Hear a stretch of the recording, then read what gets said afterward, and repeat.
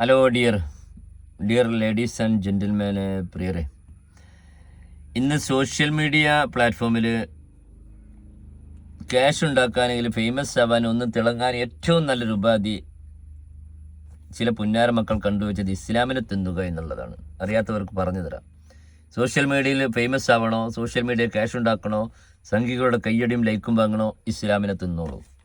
അതാണ് അവർ കണ്ടുവച്ചൊരു മാർഗം. അവർക്ക് യുക്തിവാദി എന്നോ അല്ലെങ്കിൽ നിരീശ്വരവാദി എന്നോ എന്നല്ല പേരിട്ടുണ്ട്. അവരെ പേര് പച്ചയായി ഇസ്ലാം വിരോധി.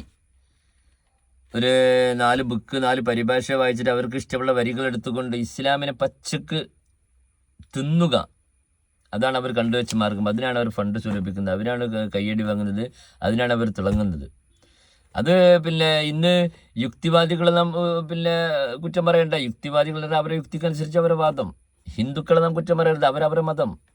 നിരീശ്വരവാദം അവർക്ക്. പക്ഷേ ഇന്ന് ആരും ചെയ്യാത്ത ഇസ്ലാമിനെ പച്ചക്ക് തിന്ന ഒരു മതത്തെ, പച്ചയായിട്ടൊരു മതത്തെ മാത്രം ടാർഗറ്റ് ചെയ്തുകൊണ്ട് അവഹേളിക്കുക. അവരെ പേര് യുക്തിവാദി എന്നല്ല, ആരും വിളിക്കരുത്. ഈ ഒരു വിരലെണ്ണാവുന്ന 4-5 പേര് യുക്തിവാദിയല്ല. അവരെ കൂട്ടമായൊരു പേര് ഇസ്ലാം വിരോധി, മുസ്ലിം വിരോധി, നബി വിരോധി. നമ്മുടെ ചങ്കിലെ ചോരയായ പുണ്യ നബിയെക്കുറിച്ചും നബിയെ വിവാഹത്തെക്കുറിച്ചും ഒക്കെ വളരെ മ്ലേച്ഛമായ കാര്യങ്ങൾ പറഞ്ഞത് നമ്മൾ ശ്രദ്ധയിൽപ്പെട്ടിട്ടുണ്ടാവും. ഒത്തിരി കാര്യങ്ങൾ നബിയുടെ വിവാഹത്തെക്കുറിച്ചും മറ്റുമൊക്കെ ഞാൻ നീട്ടുന്നില്ല. അപ്പോൾ നബിയെ വിവാഹത്തെക്കുറിച്ചും ഇത്ര കാര്യങ്ങളൊക്കെ പറഞ്ഞ ഈ അവിടെ ഇവിടെ നിന്നും തൊട്ട് 2 വരി വായിച്ചുകൊണ്ട് അത് സോഷ്യൽ മീഡിയയിലെ മുമ്പിൽ വന്നിരുന്നു കൊണ്ട് ഈ സംഖ്യകളുടെ കയ്യടിയും ലൈക്കും വാങ്ങാൻ പച്ചയായ കള്ളം പറയുന്ന ഈ ഇസ്ലാം വിരോധികൾക്ക് അവരണ്ണാക്കിലേക്ക് ഞാനൊരു വീഡിയോ വെച്ചരാ, അത് നിങ്ങളൊന്ന് അവരണ്ണാക്കിലേക്കൊന്ന് എത്തിച്ചു കൊടുക്കണം. അവരെ നിങ്ങളുടെ അഭിപ്രായം അതിൽ താഴെ കമൻറ്റും എഴുതണം. ഇസ്ലാമിനെ കുറിച്ച് പഠിക്കുന്നത് പോലെ ഹിന്ദു മതത്തെക്കുറിച്ച് പഠിച്ച ഒരു ഹിന്ദു വിശ്വാസി, ഒരു സ്വാമി, ഹിന്ദു മതത്തെക്കുറിച്ച് അറിയില്ലെങ്കിൽ പഠിക്കണം. 2 വരി വായിച്ചിട്ട് ഒരു മതത്തെ കുറ്റം പറയാനോ? അത് നടക്കില്ല. അല്ലെങ്കിൽ 2 വരി ഇഷ്ടമുള്ള പരിഭാഷ വായിച്ചിട്ട് മതത്തെ ആക്ഷേപിക്കാൻ അറിയില്ലെങ്കിൽ അറിയാത്തവരോട് ചോദിച്ച് പഠിക്കുക എന്നുള്ളതിൽ ഈ വീഡിയോ ഈ 4-5 ഇസ്ലാം വിരോധികളുടെ അണ്ണാക്കിലേക്ക് പ്രിയമുള്ളവർ എത്തിച്ചു കൊടുക്കണം. എൻ്റെ പേര് അനീഫ കട്ടുപ്പാറ. മുഹമ്മദ് നബിയുടെയൊക്കെ പ്രതിഭ എന്ന് പറയുന്നത് എല്ലാ നന്മകളോടും എല്ലാ നന്മകൾക്ക് വേണ്ടിയും എപ്പോഴും പ്രവർത്തനക്ഷമമായിരിക്കുന്ന ഊർജ്ജസ്വലതയുള്ള പ്രതിഭയാണ്. അതുകൊണ്ടാണ് അദ്ദേഹം മഹാത്മാവായത്. അദ്ദേഹത്തിന് ഇടുങ്ങിയ വീക്ഷണങ്ങളൊന്നും ഉണ്ടായിരുന്നില്ല. അക്കാലത്ത് പുലർത്താവുന്ന ഏറ്റവും വിശാലമായ വീക്ഷണം എല്ലാ കാര്യങ്ങളിലും അദ്ദേഹം പുലർത്തി. ഖുറാനോട് നീതി ചെയ്യുന്ന, ജീവിക്കുന്ന ഖുറാനായിട്ടാണ് അദ്ദേഹം ജീവിച്ചത് എന്ന് ആയിഷ ബീവി സാക്ഷ്യപ്പെടുത്തുന്നുണ്ട്. ഖുറാൻ എങ്ങനെയാണ് സംസാരിച്ചിരിക്കുന്നത്? ഖുറാൻ സംസാരിച്ചിരിക്കുന്ന പല കാര്യങ്ങളും നിങ്ങൾ കേട്ടിട്ടുണ്ടാവും. സെബാസ്റ്റ്യൻ പുന്നക്കിലാണല്ലോ ഇപ്പോഴത്തെ ഏറ്റവും വലിയ ഖുറാൻ പണ്ഡിതൻ. അയാളെ ഇതുവരെ എൻ്റെ കയ്യിൽ കിട്ടിയിട്ടില്ല. ഒന്ന് കിട്ടണമെന്ന് ആഗ്രഹമുണ്ട്. ഇതുപോലെ കിട്ടണം നേരിട്ട്. ഇപ്പം മുഹമ്മദ് നബി നേരിടുന്ന ഏറ്റവും വലിയ വെല്ലുവിളി അതാണുള്ളത്. അദ്ദേഹം കല്യാണം കൂടുതൽ കഴിച്ചു എന്നുള്ളതാണ് പ്രശ്നം. ശ്രീരാമകൃഷ്ണ പരമവംസൻ 7 വയസ്സുള്ള ശാരദാദേവിയെ കല്യാണം കഴിച്ചാൽ ഒരു കുഴപ്പമില്ല. മുഹമ്മദ് നബി 7 വയസ്സുണ്ടെന്നും 9 വയസ്സുണ്ടെന്നും 11 വയസ്സുണ്ടെന്നും 19 വയസ്സുണ്ടെന്നും വ്യാഖ്യാതാക്കൾ അവരുടെ നാക്കിൻ്റെ വിരുദ്ധനുസരിച്ച് പറഞ്ഞുകൊണ്ടിരിക്കുന്ന, എനിക്ക് അങ്ങനെ പറയാൻ പറ്റുള്ളൂ. ഞാൻ അതിൻ്റെ വിവാദത്തിലേക്ക് കടന്നാൽ നമുക്ക് ഈ പ്രസംഗം അവസാനിപ്പിക്കാൻ പറ്റില്ല. നാക്കിൻ്റെ വിരുദ്ധനുസരിച്ച് ഓരോരുത്തരും ഓരോ നമ്പറാണ് പറഞ്ഞുകൊണ്ടിരിക്കുന്നത്. മുഹമ്മദ് നബി 1-ൽ കൂടുതലല്ല, 9 എന്നും 11 എന്നും 19 എന്നും ഒക്കെ അഭിപ്രായ വ്യത്യാസങ്ങളുണ്ട്. അതിലും വിവാഹം കഴിച്ചു എന്നുള്ളതും കുറ്റ, കല്യാണം കഴിക്കാതിരിക്കുന്നതും കുറ്റാണ്, കൂടുതൽ കഴിക്കുന്നതും കുറ്റാണ്. പക്ഷേ ശ്രീകൃഷ്ണൻ്റെ കാര്യം വരുമ്പോഴോ എന്ത് ചെയ്യും നമ്മൾ? ശ്രീകൃഷ്ണൻ എത്ര കല്യാണം കഴിച്ചിട്ടുണ്ട്? ഒരാളെന്നോട് പറഞ്ഞ് 16,008 കല്യാണം കഴിച്ചിട്ടുണ്ട്. അപ്പോൾ വേറൊരു സ്വാമിക്ക് അത് മറുപടി പറയാൻ ഭയങ്കര ബുദ്ധിമുട്ട്. ഞാൻ അദ്ദേഹത്തിൻ്റെ പേര് പറയുന്നില്ല.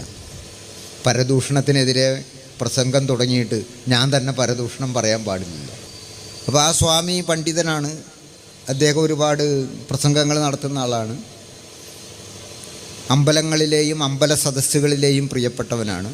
അദ്ദേഹം പറയാണ് 16,008 ഭാര്യമാരൊന്നുമില്ല. ശ്രീകൃഷ്ണൻ സൂര്യനാണ്.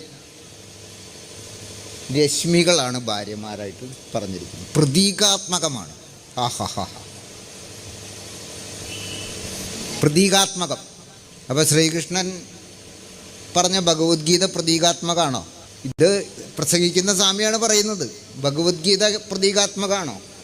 സൂര്യൻ സംസ്കൃതത്തിൽ ശ്ലോകം ചൊല്ലിയിട്ടാണോ ജീവിക്കുന്നത്? ഇത് വായെ തോന്നിയത് കോതയ്ക്ക് പാട്ട് എന്നുള്ള പോലെ പ്രതീകാത്മകവാദമൊക്കെ ഓരോ സ്ഥലത്തേക്ക് ഇങ്ങനെ വെറുതെ തിരികെ കയറ്റിക്കൊണ്ടിരിക്കുകയാണ്. യഥാർത്ഥത്തിൽ ഭാഗവതം വായിച്ചാൽ നമുക്ക് മനസ്സിലാവും. ശ്രീകൃഷ്ണൻ 8 വിവാഹം കഴിച്ചു. ഔപചാരികമായിട്ട് അദ്ദേഹം 8 വിവാഹങ്ങൾ കഴിച്ചിട്ടുണ്ട്. 8 ഗോത്രങ്ങളിൽ നിന്നാണ് അദ്ദേഹം വിവാഹങ്ങൾ കഴിച്ചിട്ടുള്ളത്. ഇത് എന്തിനു വേണ്ടിയിട്ടായിരുന്നു?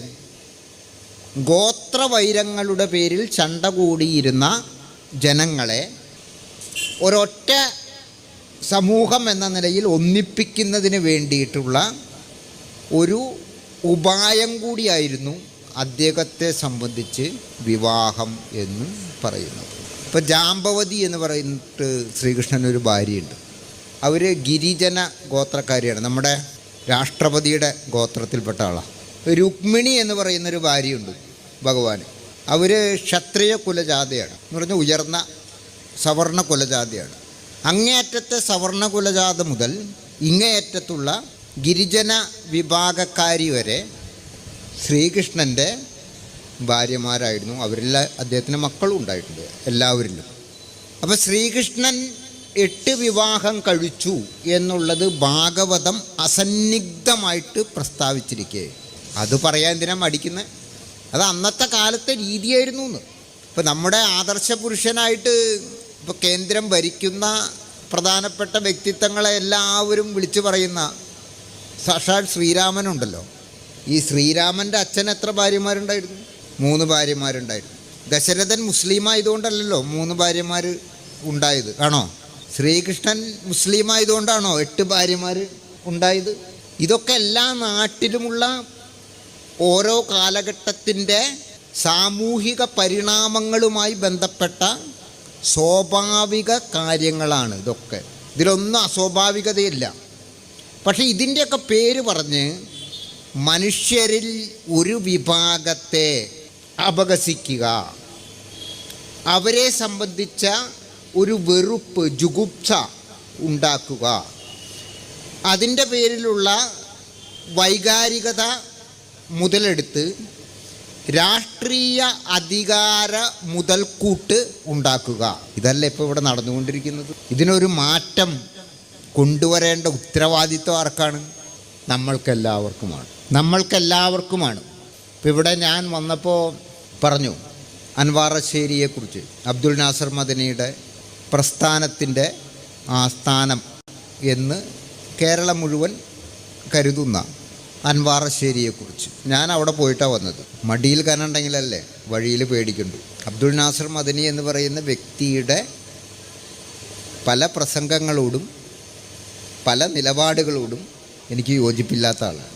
പക്ഷേ യോജിപ്പുകളെ മാത്രം നിലനിർത്തലല്ല ജനാധിപത്യം എന്ന് അറിയാവുന്ന ഒരു ജനാധിപത്യബോധി എന്ന നിലയിൽ, ഒരു ജനാധിപത്യവാദി എന്ന നിലയിൽ അബ്ദുൽ നാസർ മദനി എന്താണ് ചെയ്ത കുറ്റം എന്ന് പ്രോസിക്യൂഷനാൽ തെളിയിക്കപ്പെടാതെ അദ്ദേഹത്തിൻ്റെ വിലയേറിയ ജീവിതത്തിലെ വർഷങ്ങൾ കോയമ്പത്തൂരിൽ തടങ്കലിൽ കിടന്നു. എന്താണ് കുറ്റമെന്ന് തെളിയിക്കപ്പെടാതെ ഒരാളുടെ 17 വർഷങ്ങൾ കാർന്ന് തിന്നുന്ന നീതിപീഠം അന്യായ പീഠമാണ്. അത് ജനാധിപത്യ വ്യവസ്ഥയിൽ സംഭവിച്ചാലും ശരി, കമ്മ്യൂണിസ്റ്റ് വ്യവസ്ഥയിൽ സംഭവിച്ചാലും ശരി, ഇസ്ലാമിക വ്യവസ്ഥയിൽ സംഭവിച്ചാലും ശരി, ജൂത വ്യവസ്ഥയിൽ സംഭവിച്ചാലും ശരി, കാത്തലിക് വ്യവസ്ഥയിൽ സംഭവിച്ചാലും ശരി, ഏത് വ്യവസ്ഥയിൽ സംഭവിച്ചാലും അന്യായമാണ്. ആ അന്യായത്തിനെതിരെയാണ് ശബ്ദം അന്നും ഉയർത്തിയിട്ടുള്ളത്, ഇപ്പോഴും ഉയർത്തുന്നത്, എപ്പോഴും ഉയർത്താൻ പോകുന്നതും. അല്ലാതെ അബ്ദുൽ നാസർ മദനി പറയുന്നത് മുഴുവൻ ശരിയാണ് എങ്കിൽ എനിക്ക് അദ്ദേഹത്തിൻ്റെ ഒരു പ്രസംഗം റെക്കോർഡ് ചെയ്തിട്ട് പോക്കറ്റിലിട്ട് നടന്നാൽ പോരെ? അതങ്ങോട്ട് ഓൺ ചെയ്താൽ മതിയല്ലോ എല്ലാത്തിലും ചെന്നിട്ട്. എനിക്ക് എൻ്റെ അഭിപ്രായങ്ങളുണ്ടെന്നേ. എനിക്ക് വളരെ ഇഷ്ടപ്പെട്ട ഒരു രാഷ്ട്രീയ നേതാവാണ് പിണറായി വിജയൻ. പക്ഷേ അദ്ദേഹം പറയുന്ന കാര്യങ്ങളോടും ചിലതിനോടും എനിക്ക് വിയോജിപ്പുണ്ട്. ഞാനത് തുറന്നു പറയാറുണ്ട്. അതുപോലെ എനിക്ക് വളരെ ഇഷ്ടപ്പെട്ട ആളാണ് രാഹുൽ ഗാന്ധി. രാഹുൽ ഗാന്ധിക്ക് എന്തൊക്കെ പറഞ്ഞാലും ഒരു മതേതര ഇന്ത്യയുടെ ആദരവർഹിക്കുന്ന ഒരു പശ്ചാത്തലമുണ്ട്, ഒരു രാഷ്ട്രീയ സാംസ്കാരിക സാമൂഹിക പശ്ചാത്തലമുണ്ട് എന്ന് കരുതിയിട്ട് രാഹുൽ ഗാന്ധി പറയുന്ന എല്ലാ കാര്യത്തോടും ചെയ്യുന്ന എല്ലാ കാര്യത്തോടും നമുക്ക് യോജിക്കാൻ പറ്റുമോ? ഞങ്ങളെ അയോധ്യ അമ്പലത്തിൻ്റെ തറക്കല്ലിടുന്നതിൽ ക്ഷണിക്കാത്തതിൽ ഞങ്ങൾക്ക് പ്രതിഷേധമുണ്ട് എന്ന് പറഞ്ഞ് വിലപിക്കുന്ന